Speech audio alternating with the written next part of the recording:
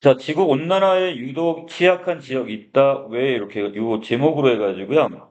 자, 이것은 IBS 지금 홈페이지에 올라와 있는 그 내용입니다. 자, 그래서 발레는 지금 설명문 정도로 보시면 되겠죠. 자, 그래서 이 정보 전달의 글 이렇게 정리해 놓으시고, 자, 주제는 지금 지구 온난화의 원인이 무엇인지를 지금 밝히고 있습니다. 그리고 이 기후 변화를 해결하기 위해서 노력을 해야 된다. 구체적으로 어떤 노력을 해야 된다 이런 내용은 없습니다. 단지 지금 지구 온난화의 어떤 이 원인을 일단 여기에서는 자, 온실가스를 지금 보고 있는데 이 글에서는 자, 그리고 이런 어떤 심각성을 지금 여기서 이야기를 해요. 그리고 나서 우리는 이 기후 변화에 대처하기 위해서 어떤 해결 방안을 찾아야 된다. 자, 이런 이야기입니다. 자, 특징은 여기 맨 앞에 부분에 보시면 여기에서 이 개념 정의가 지금 몇 군데 보이고요.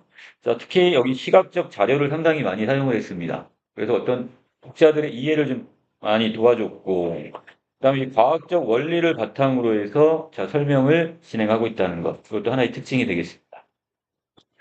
자, 그다음에 여기에서 제목부터 좀 특이하네요. 자, 왜 지금 유독 취약한 지역이 왜 있냐? 자, 이렇게 왜라는 질문을 직접 던져서 자, 궁금증을 일단 유발을 했고, 자, 지구 온난화로 인해서 지구가 지금 고통 속에 있다고 했으니까 바로 우리가 지금 다룰 내용은 지구 온난화의 문제점. 아, 이걸 다루겠구나. 이걸 우리는 짐작할 수 있겠네요.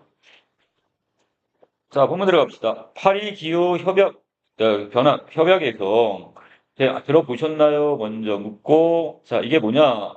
전 세계 온실가스 감축을 위해서 지구 평균 기온 상승폭을 2도씨보다 낮은 수준으로 유지하기로 2015년 12월에 프랑스 파리에서 체결한 협약. 자, 이게 바로 파리 기후 변화 협약입니다.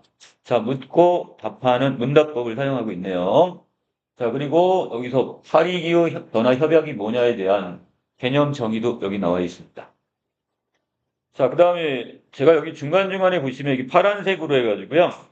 그 전문 기관이나 이런 어떤 이 발표를 지금 어떤 여러 자료를 인용한 부분들이 많이 보이거든요. 전문 기관의 무엇을 자, 발표자들을 인용함으로써 신뢰성을 높인 부분이 상당히 많이 보입니다. 그 인용의 방법이 사용되었다 이렇게 보시면 되는데 자, 먼저 국립기상과학원이 발표한 한반도 100년의 자, 기후 변화 보고서에 따르면 이 인용에 따르면 우리나라는 평균 기온이 10년마다 0.18도씩 올라갔으며 자, 그다음에 최근 30년 동안 자, 30년이란 어떻게 되는데요? 1988년부터 2017년 이때는 그다음에 20세기 초인 1912년부터 41년에 비해 자, 30년을 이렇게 따로따로 단위를 다 잡았어요.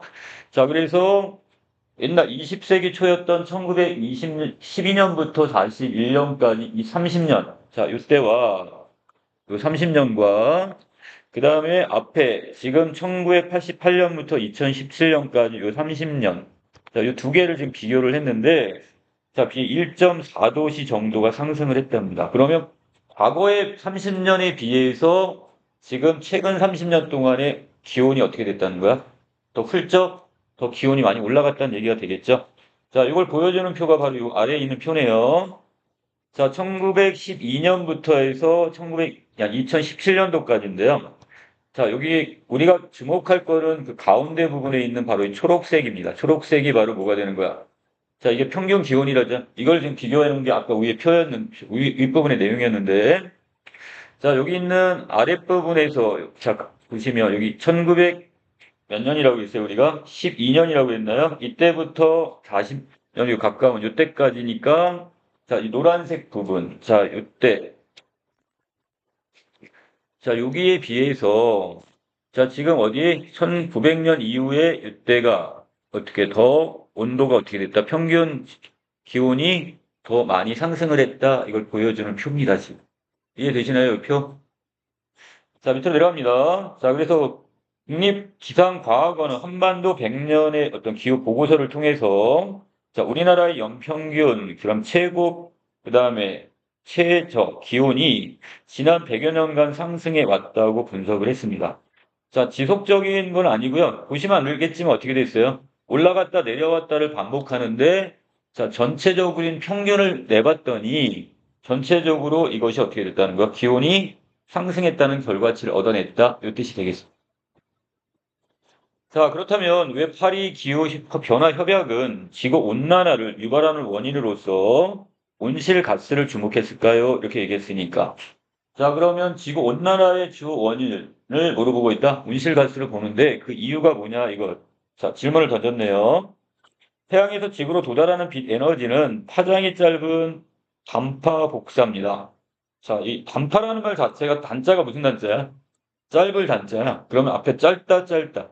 잉여적 편을 쓰고 있는데 결국 여기서 짧은 복사, 파장이란 말이죠.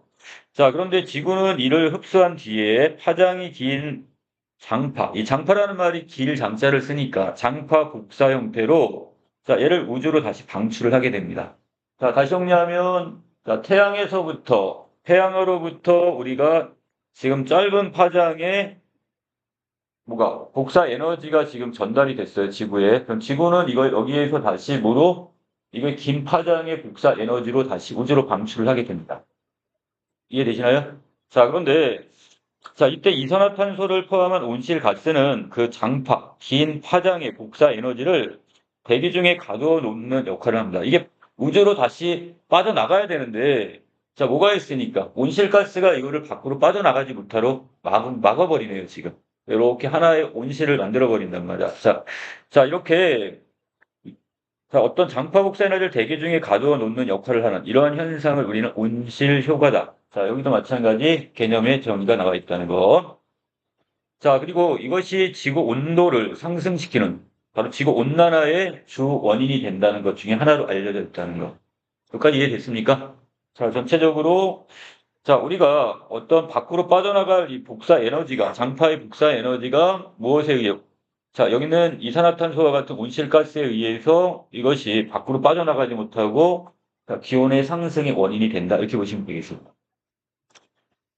자, 이거를 지금 보여주는 부분이 어디냐면요. 자, 여기 아래에 있는 그림으로 좀 볼까요? 자, 이겁니다. 자, 먼저 왼쪽에 빨간색으로 해가지고요. 지구에 도달한 태양 에너지는, 자, 이때는 짧은 파장인 단파라고 했었죠? 단파장이 들어오게 되고, 자, 거기에 비해서 지금 지구에서 밖으로 배출하는 이때 복사 에너지는 우주로 빠져나가는 것은 긴 파장, 바로 장파장입니다. 자, 그런데, 자, 이게 지금 중요한 게 뭐냐면, 밖으로 빠져나가지 못하고, 자, 노란색 보이시죠? 아랫부분에? 자, 이 온실가스에 흡수됐다가 지구로 다시 되돌아오는 에너지. 바로 이게 문제가 되는 거죠. 자, 이것에 의해서 이 여기는 어떤 것?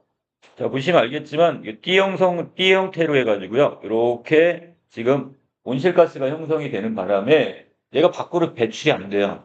그냥 이것이 다시 지구로 돌아오니까, 그러니까 지구의 어떤 열을 좀 올리게 돼요. 자, 기온을 상승시키게 된다. 이 의미가 됩니다. 자, 다시 위로 올라가겠습니다. 자, 그러면 지구의 온도 상승으로 인해서 빙하가 녹게 되겠죠? 자, 자, 그럼 이 결과에 따라서 다시 이게 원인이 되어서 생태계엔 큰 변화를 일으키게 될 겁니다. 자, 원인, 결과의 관계. 자, 이런 관계를 우리 뭐라 그래요? 인과관계. 이렇게 얘기하죠? 자, 전체적인 설명은 지금 인과관계에 의해 설명을 하고 있는데, 자, 이때 그런 생태계의 큰 변화란 어떤 걸 얘기하느냐? 제가 번호로 이렇게 몇 개 해놨습니다. 먼저, 자, 여기서 해수면이 상승하겠죠? 자, 빙하가 녹게 되니까, 자, 이 해수면이 상승이 함으로써, 자, 홍수와 같은 여러 가지 재해가 발생한다는 게 첫 번째 생태계의 큰 변화가 되겠습니다. 자, 두 번째는요, 강수 패턴이 변하겠죠? 자, 이게 무슨 말이에요? 갑자기 지금, 자, 평균적으로 와야 될 비들이 한 번에 뭉창 오거나, 자, 이런 어떤 눈이나 이런 것이 갑자기 많이 폭설이 내리거나, 이런 문제가 생길 수 있고, 자, 그 다음에 식물 생장 시기의 변동이 오겠죠. 자, 우리가 날씨, 기온에 따라서 우리 봄에 피는 꽃이 있고, 가을에 피는 꽃이 있는데, 자, 이런 식물의 생장 시기도 분명히 바뀌게 될 겁니다. 자, 그리고 이상 기상 현상들이 증가하겠죠. 자, 갑자기 지금 일본 열도 같은데 태풍이 오더니 내륙에서 빠져나가지 않고 계속해서 지금 머무르는 이런 문제도 생길 수가 있는 거고. 자, 또 이것과 함께 농작물 등의 생산량 감소로 인해 식량난에 부대가 부닥칠 수가 있고, 자, 우리가 모르는 어떤 질병이 확산되는 등, 자, 지구 온도 상승 하나가 결국 여러 가지 생태계에 큰 변화를 일으킬 수가 있다. 이렇게 보시면 됩니다. 자, 그래서 이것이 결국 한 나라만의 문제가 아니라 세계적으로 큰 문제를 발생시키게 되고, 특히 소득 수준이 낮은 국가, 이런 가난한 제3세계 같은 나라에서는 에어컨이나 또는 이런 수처리 시설, 이거 수처리가 뭐예요? 그 우리가 어떤 정화 시설 같은 거 얘기하는 거죠. 자, 그래서 어떤 유입 펌프나 어떤 침전지, 그 여과 설비를 통해서 여기에 뭐가 들어와요? 자, 여기 빙하가 녹으면서 여러 가지 어떤 지구 쓰레기들이 막 몰려들 거 아니야. 그러니까 이런 걸 정화시켜가지고 우리가 저기 해야 되는데, 자, 가난한 국가에서는 이런 걸 처리할 수 있는 이런 시설이 없다 보니까, 자, 그러니까 여러 가지 생명을 위협받는 수준에 이르게 된다. 여기까지 결과가 오네요. 자, 다음 장입니다. 자, 뒷부분에서 육상 영역, 특히 북반구 고위도 지역 영역이 지구 온난화에 취약하다고 얘기합니다. 자, 우리 큰 제목이 뭐가 있었어요? 이 지구 온난화가 어떤 특정 지역에 더 큰 영향을 끼친다고 했는데 그 이유가 뭐냐가 지금 우리가 지금 알아야 될 답이잖아요. 그 특정 지역이 결국 어디래요? 육상 지역, 바로 육지. 그러니까 해양 지역보다는 육지가 또 한 가지. 자, 어떤 저위도 지방보다는 이 고위도 지방, 북반구 쪽의 고위도 지역 영역이 지구 온난화에 취약하답니다. 자, 우리가 그 내용을 여기서 밝히겠네요, 그럼. 자, 그렇다면 전 지구의 온도는 동일하게 상승하고 있을까요? 자, 질문을 다시 던졌고, 지구 표면 온도 변화를 추적 관찰하고 있는, 자, 요번에 나사의 저기를 인용을 했네요. 1951년부터 2019년이니까 70년 정도 되겠네요. 자, 지구 대부분의 영역에서 온도가 높아졌다고 분석을 했습니다. 자, 하지만, 자, 결국 지구 전반적으로 기온이 상승한 건 맞대. 자, 그런데 그중에서 약간 정도의 차이가 존재를 한대요. 어떻게?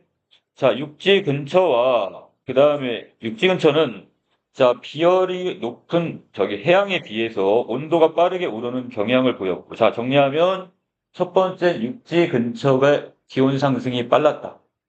자, 두 번째는 자, 어디게 북반구 고위도 지역이 또 적도 부근보다 높은 온도 증가율을 보였다. 자, 두 가지네요, 지금.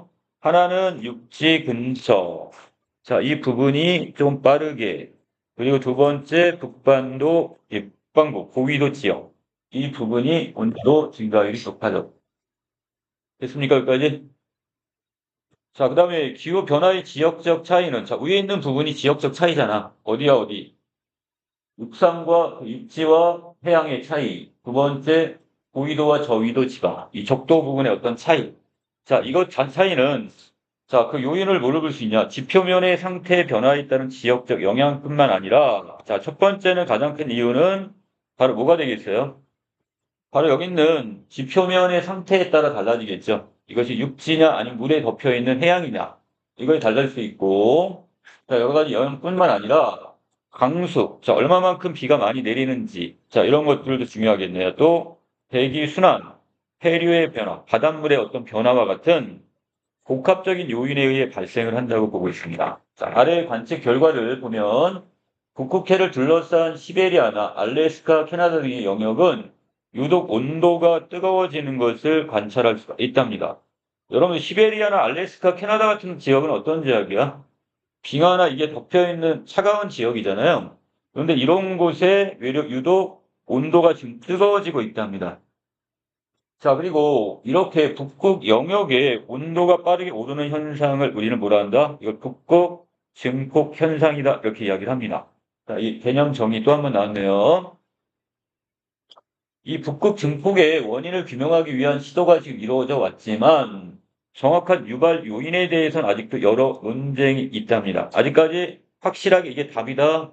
이건 아직 찾아내지 못했네요, 지금.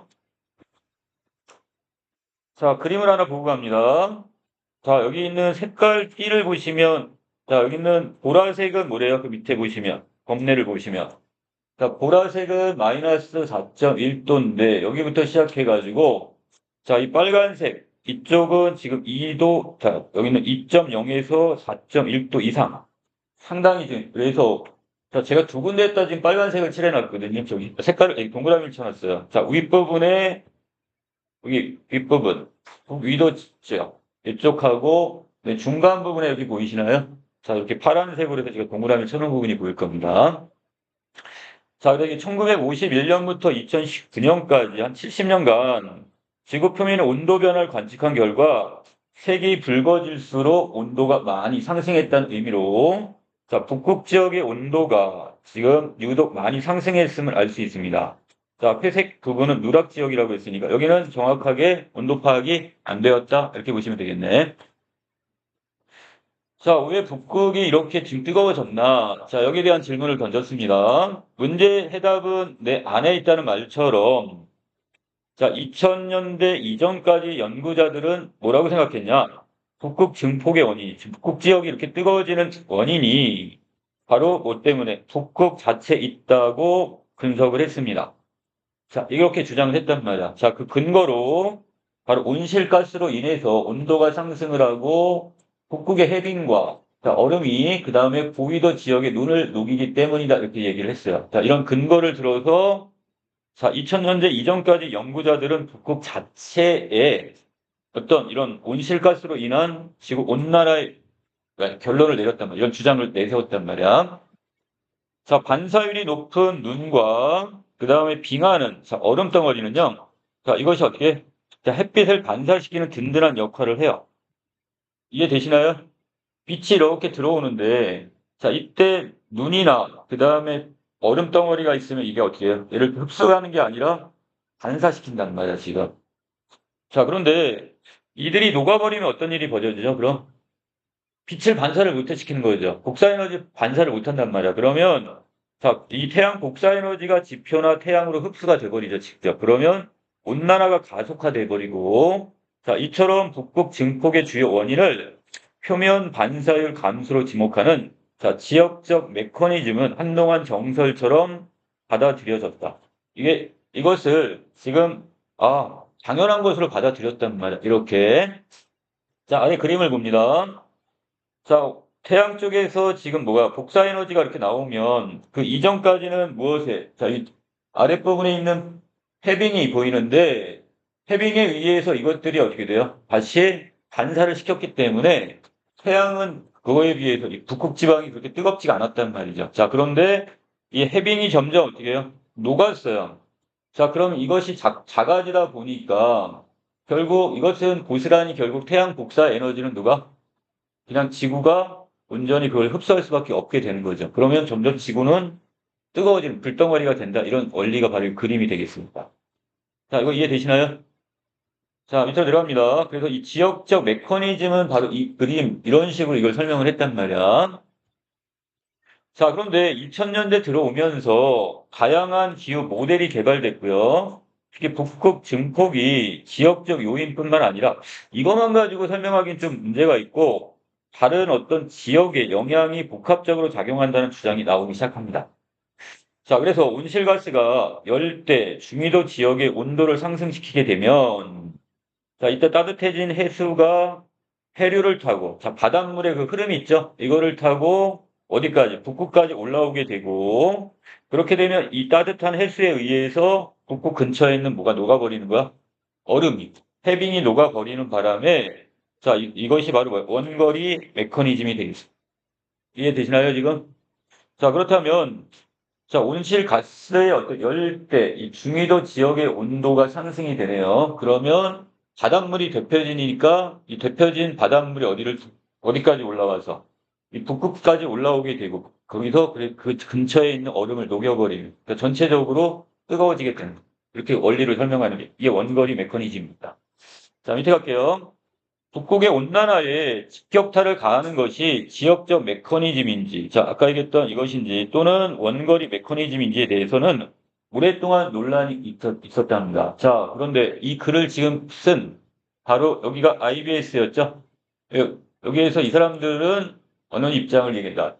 2018년부터 기후물리연구단은 자, 여기는 기초과학연구원이 있고요. 그 중에서 이 기후 물리를 연구하는 팀이 따로 있어요, 지금. 그 팀에서 오랜 논란을 종결시킬 연구 결과를 국제학술지인, 바로 NCC, 여기다 발표를 했답니다. 자, 그래서 자기들이 지금 발표한 내용을 지금 이야기하는 거예요, 지금. 자, 이 IBS 연구진은 지역적 요인과 그 다음에 원거리 요인 등 이 북극 온난화에 영향을 줄 수 있는 다양한 요인들을 모두 고려한 자, 시뮬레이션 모델을 개발을 하고 자, 시뮬레이션 결과를 실제 기후 상황과 비교하는 연구를 수행을 했대요. 자, 여러 가지 가설을 세웠겠죠. 이 두 개가 같이 영향을 주는 거냐? 지역적 요인만 줄 거냐? 아니면 원거리 요인이 줄 거냐? 자, 그래서 어떻게 했을까요? 따로따로 지금 시뮬레이션을 따로따로 돌렸을 거예요, 지금. 자, 그 결과 자, 어떤 결과를 얻었냐? 북극 자체 지역적 요인만 적용한 그 경우에도 북극 동쪽의 증폭, 북극 증폭으로 실제 기후와 유사한 결과가 나타났다 합니다. 자, 그렇다면 야, 일어나든가 나가든가.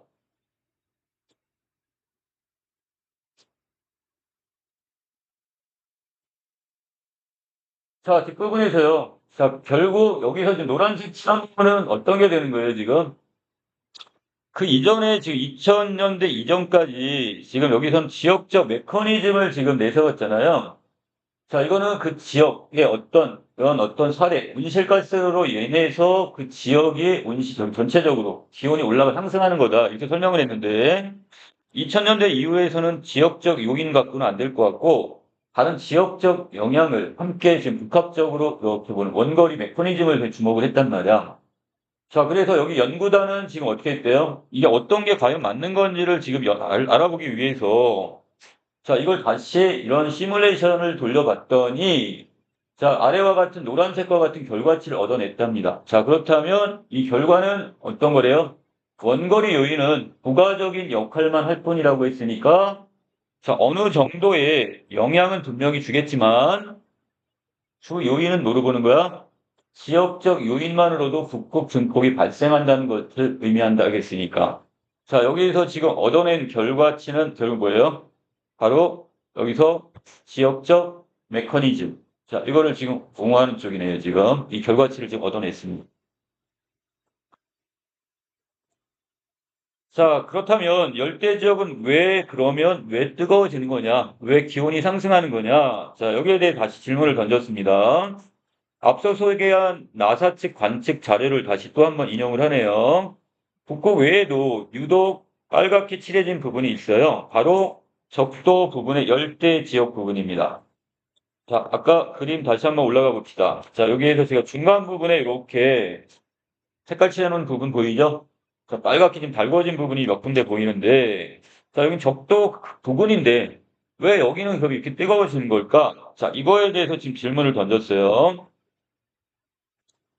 자, 여기 바로 적도 부분의 열대 지역 부분이고, 자, 지난 50년간 전 지구의 평균 해수면 온도가 0.55도, 이 정도 상승할 때, 이 동태평양을 제외한 열대 해양의 온도가 0.71도 상승을 했답니다. 자, 그러면, 자, 전체적으로 지금 온도가 어떻게 돼요? 평균 해수면의 온도보다 이쪽에 있는 열대 해양의 온도는 더 많이 증가를 했다는 얘기죠. 이해되시나요? 0.55에 비해서 0.71이니까 더 많이 상승을 했단 말이야. 하지만 열대 해양의 온도 상승이 빠른 이유에 대해서 아직까지 제대로 밝혀지지 않았답니다. 자, 지난 1월 14일 날 이 난제, 이 어려운 문제를 해결할 연구 결과가 나왔는데, 자, 여기 이번에도 마찬가지네요. IBS 기후물리연구단. 자, 여기에서, 자, 여기에 대한 또 답을 지금 찾아냈나 봐요. 자, 이번에도 마찬가지 국제학술지인 NCC. 자, 여기는 이 환경, 변화, 이 단체 여기다가 지금 학술지에다가 이거를 지금 저기 게재를 했는데, 자, 중남부 아시아나 그다음에 미국 남부 등 아열대 지역에서 발생한 온실 기체가 열대 지역의 온도 상승을 부채질하는 효과가 있음을 규명했대요. 그러면 이거는 아열대 지역의 어떠한 기후의 영향이 그리고 열대 지역의 온도 상승을 부채질한 거잖아요. 그 이거는 지금 뭐야? 자체적 지역의 문제가 아니네, 그럼. 그럼 어디로 넘어야 되는? 이 원거리 메커니즘의 입장도 어느 정도 지금 보여지고 있습니다. 자, 열대 지역의 해류는 자, 해들리라고 불리는 대규모 자, 대기 순환. 자, 이때 우리가 어디가 위도 0도에서 적도 부분이죠. 0도에서 그 30도 지역 여기에 대규모 대기 순환에 크게 영향을 받는다. 이게 바로 해들리입니다. 해들리 현상. 1935년에 헤들리라는 사람이 이거 발표를 했다. 그래서 헤들리라고 하는데, 해류나 이 변화가 대기 순환이 있는데요. 이 적도 부근에 있는 이 0도에서 30도 사이에 있는 이게 뜨거운 공기층이 다시 위로 올라갔다가 그쪽에 차가운 공기를 만나면 다시 아래로 내려오는 거. 자, 그래서 아래 이렇게 보시면 바로 이거죠. 자, 왼쪽과 오른쪽에 지금 보시면 요 적도 부근의 0도에서부터 위아래로 30도 지역에 이렇게 노란색으로 제가 칠해놓은 거 보이죠? 화살표가 이렇게 돌아가는 순환되는 부분. 이걸 헤들리 현상. 헤들리 순환이다 이렇게 얘기합니다. 이해되시죠?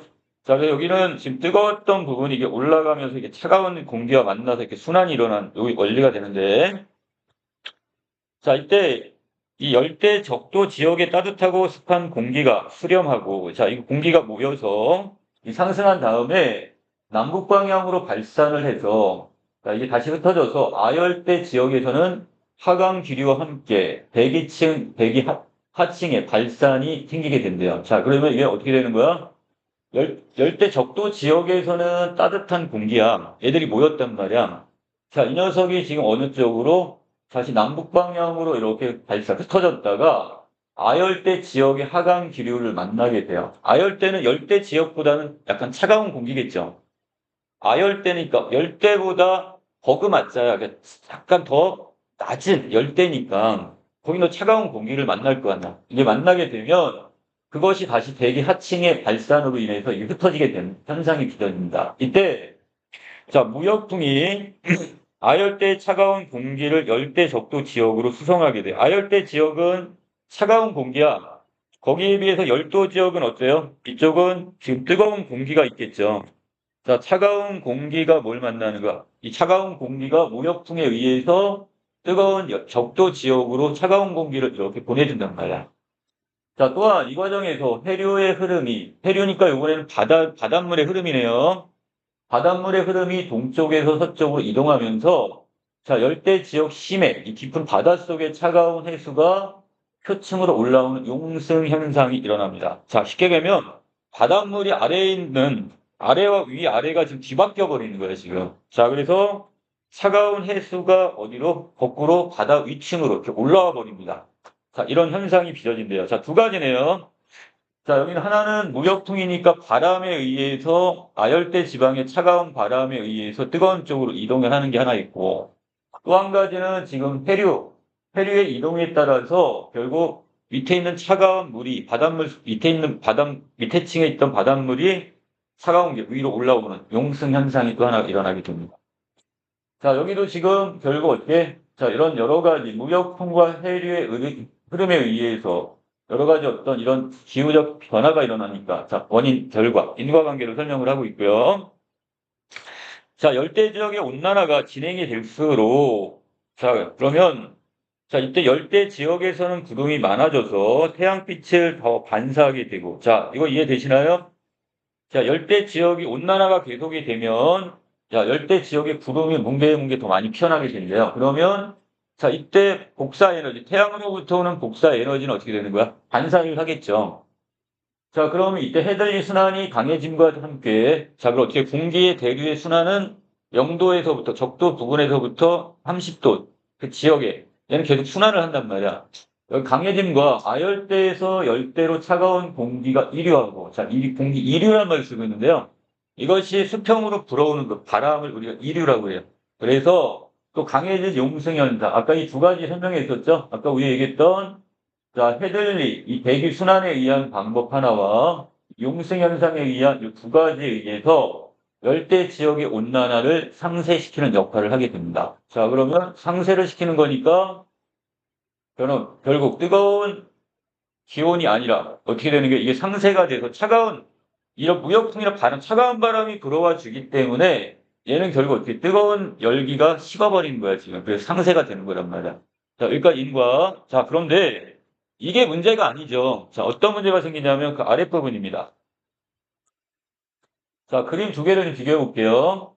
자, 왼쪽 그림을 보시면 현재 기후 조건에서의 헤들리 순환은 자, 이때 이 무역풍의 세기를 좀 보셔야 되는데 자, 이때 무역풍의 세기가 상당히 세요.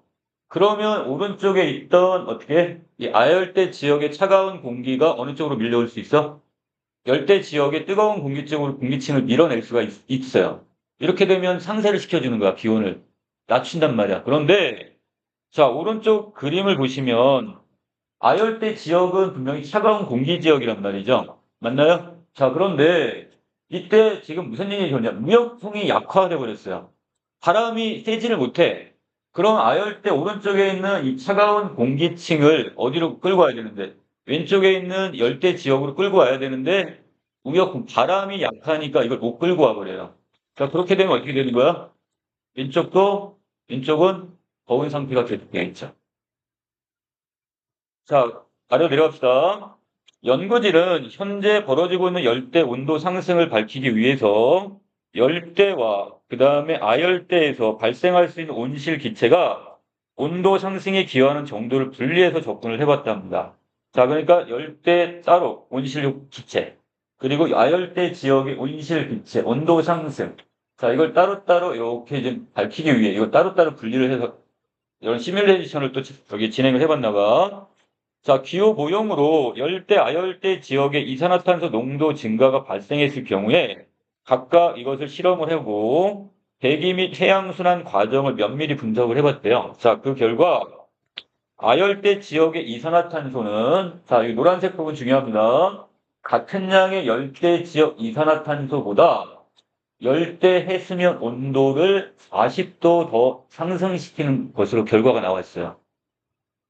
열대 지역에서의 이산화탄소의 양보다, 이산화탄소보다는 자, 똑같은 양으로 아열대 지역에 있는 이산화탄소가 해수의 온도를, 해수면의 온도를 더 많이 끌어올려 버리는 결과치를 갖고 왔대요, 지금. 자, 그래서, 자, 여기도 계속 밑에 이렇게 됨으로써 아열대 지역이 온실 효과로 인해서 온도가 상승하게 되면, 자, 일단 아열대 지역에서 시작을 했어요. 그러면 이 결과로 적도와 아열대 온도 차이는 감소하겠죠? 자, 다시 봅시다. 아열대 지역이 지금 뜨거워졌어요. 그러면 열대 지역하고 차이가 별로 안 날 거 아니에요, 지금.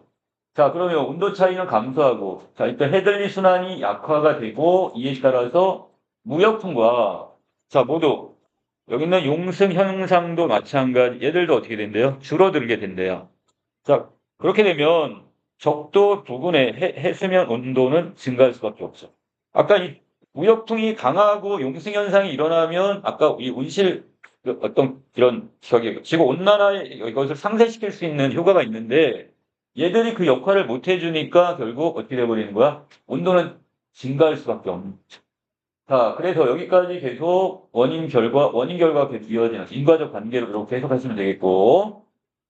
자, 또 한 가지, 이 무역풍이 수송하던, 자, 이것이 지금 수증기량이 감소해서 적도 부근의 햇빛을 차단했던 구름의 양이 줄어들게 됩니다. 자, 수증기가 있어야지만이 얘들이 뭉게뭉게 구름이 펴가지고 태양 복사 에너지를 막아 주는데, 자, 이걸 지금 어떻게 구름의 양이 줄다 보니까 일사량도 증가하게 되고, 그렇게 되면서 직접적으로 태양 복사 에너지가 지구에 닿게 되겠죠. 자, 결국 열대 지역의 빠른 온난화는 결국 아열대 지역의 온실가스 증가 영향을 받고 있다는 의미. 자, 그렇다면 어느 정도 원거리 메커니즘의 영향도 있다. 이걸 무시할 수는 없네요, 지금. 자, 마지막 부분에 갑니다. 기후 변화로 인한 우리의 미래 부분인데, 자, 여러분들 이 지구 표면 온도 변화 시나리오에 보시면 2080년에서 2099년입니다. 여러분들이 이때까지는 살아 있을까요? 모르겠네요. 여러분들은 살겠죠? 앞으로 지금 얼마? 2024년이니까 한 60년 후니까 여러분 충분히 살고 있겠네. 99년이면 거의 이제 언제가 되는 거야? 2100년 정도는 자, 여러분들이 살고 있을 텐데 그때를 미리 예측을 했습니다. 자, 보시면 자, 그림이 어떻게 되냐? 이게 좀 복잡하죠?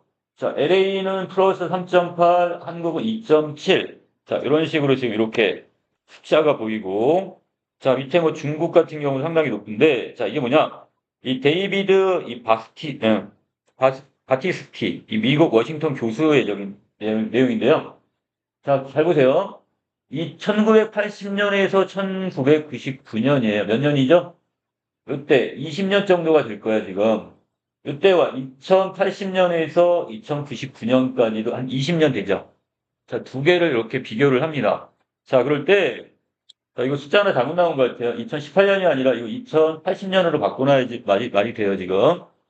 자, 그래서 1980년에서 1990년, 요 20년 동안의 평균 온도값과 그 다음에 2080년에서 2099년, 이때 여러분들이 나이가 몇 살이 되는지 모르겠지만, 이때 20년 정도, 이때 평균 온도값을 비교해 봤어요. 그랬더니, 지금 1980년에서 1999년 지나갔잖아. 이때 이 기온에 비해서 2080년에서 2099년이 되는 이때 20년 동안의 평균 기온이 더 어느 정도, 바로 이 빨간색 부분에 이 표들입니다. 우리 한국 같은 경우는 2.7 정도, 2.7, 이 정도가 더 상승을 한다는 뜻이고요. 평균 기온이. 다른 나라 심한 경우는 캐나다 북부나 이쪽은 어때요? 북극해 같은 경우는 자, 마찬가지죠. 5.8에서 8입니다. 자, 그렇다면 전체적으로 어디? 저 북위도 지역. 자, 위쪽 지역이 전체적으로 보면 어떻게 해요? 자, 여기는 기온 상승이 더 가파르다 이런 걸 보여주는 거죠. 자, 우리가 그 이전에 뭘 했었냐면 1912년부터 30년, 그 다음에 다시 30년을 비교했더니 지금 최근에 30년이 더 기온 상승이 높았다. 마찬가지로 지금 1980년부터 99년까지의 이 20년하고 그 다음에 먼 미래인 80년에서 2099년의 요 미래를 비교했을 때 한 100년 정도 이렇게 급간을 두고 봤을 때 그 기온의 온도 상승폭은 훨씬 더 커질 거다 이겁니다. 자, 근데 우리가 지금 다시 처음으로 가봅시다.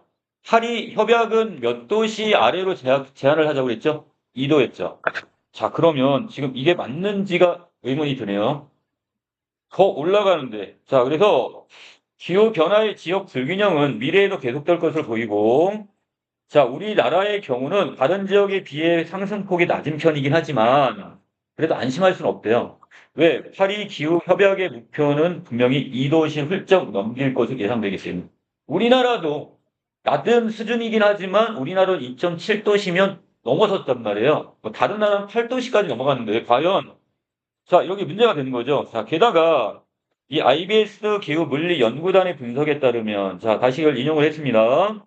파리 기후 변화 협약을 지키더라도 자, 2도시 이하로 이걸 낮추자는 자, 이 약속을 협약을 지키더라도 여름철 북극 빙하가 완전히 녹아 사라질 확률은 28%랍니다.